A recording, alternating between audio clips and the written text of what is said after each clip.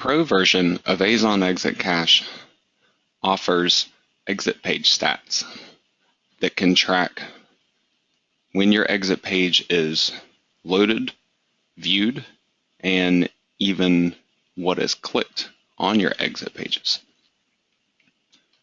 I want to give you a brief walkthrough of this system, but before I do that, there's one single setting that I want to point out to you on the Azon Exit Cache settings page.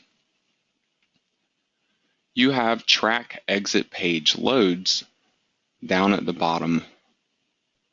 With this turned on, what is happening is when somebody visits your site, if there is an exit page set up for this particular page, simply visiting the page will count as a load, even if the exit page is never seen. So this page would be another load if there's an exit page here, and so on and so forth. So I've now generated 3 loads on this exit page.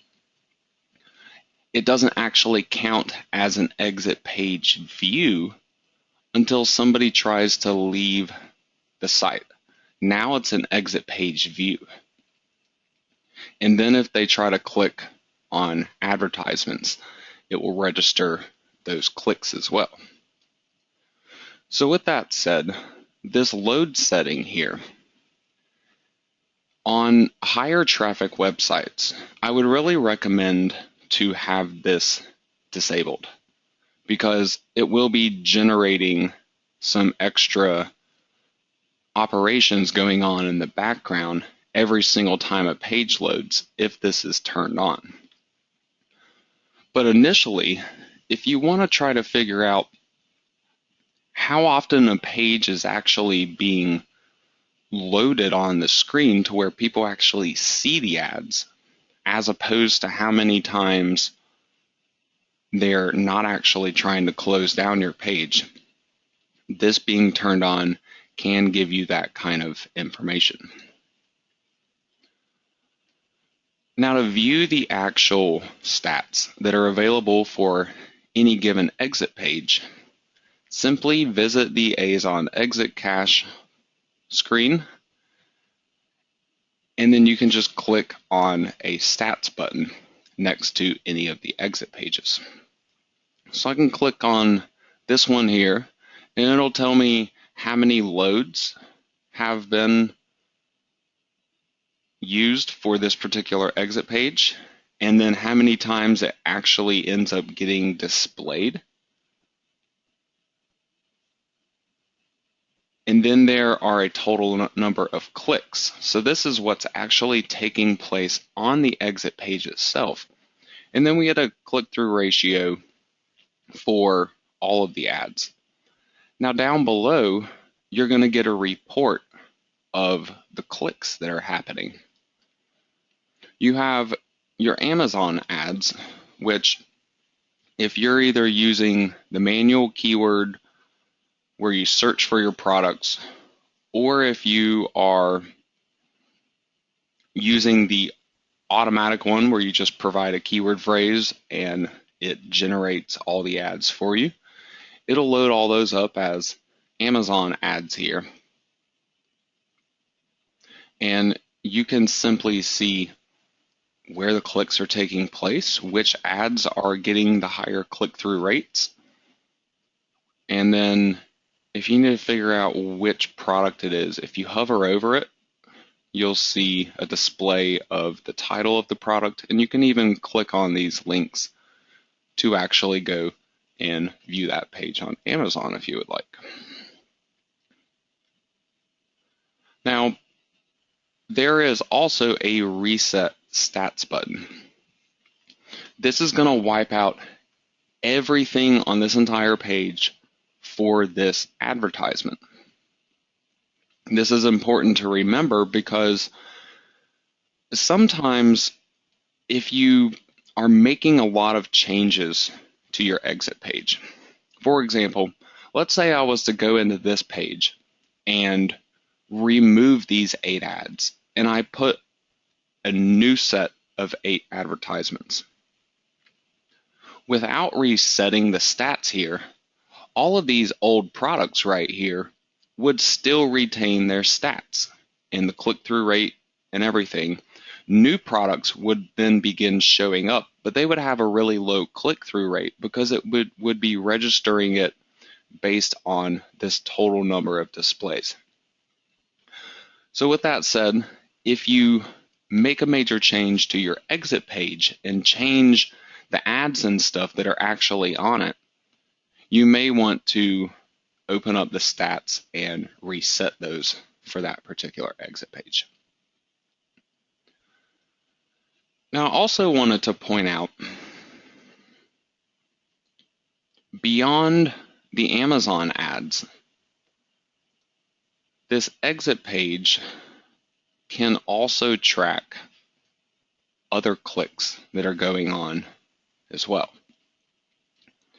Now, this particular page here is not an exit page I'm actually intentionally using on the live site.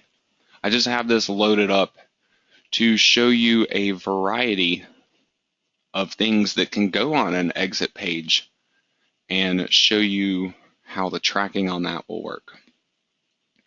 So on this exit page, I have a newsletter sign-up form up at the top. I have Amazon ads down below. And then at the very bottom, I just have a simple text link. Well, actions on any of these things will get registered in the exit page stats. So if I click on this link here, it'll get registered as a click to my website, ryanstevensonplugins.com. If I click on one of these, it'll register like I was showing you before as an Amazon ad click. And if I enter my email address in here and click on Get Instant Access, it'll register as a form click. So if you're doing things like newsletter sign-up forms, you can get a general idea of what kind of conversion rates you're getting directly through the plugin. So I have this particular one loaded up here, and as you can see, I was testing some Amazon product clicks on it. Well, I want to load up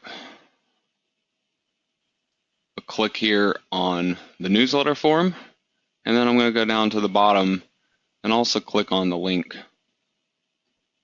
that's available there. Then I'm going to return to Azon Exit Cache, close it down, and open up the stats again. So when I open up the stats here, you'll now be able to see that I have 3 different sections. I have the Amazon ads up at the top, like I originally had. But then I also have links and forms that are now showing up. So this right here is the text link that I clicked down at the bottom of the page. It will register the link URL in the tracking for you. So if I click that again, it would show up as 2 clicks. Now the forms are going to give you the form URL, where that form is getting posted to. So you should be able to look at the form URL and likely tell what newsletter it is that you're using, so it'll be easy to see from a glance. So for this one, you can see it says app.getresponse.com, so I'm obviously submitting a newsletter sign-up form to GetResponse here, and it'll register that click for me as well. So Amazon ads, text links, image links, any kind of link, and then also forms will all get tracked in the stats program. for Azon exit cache.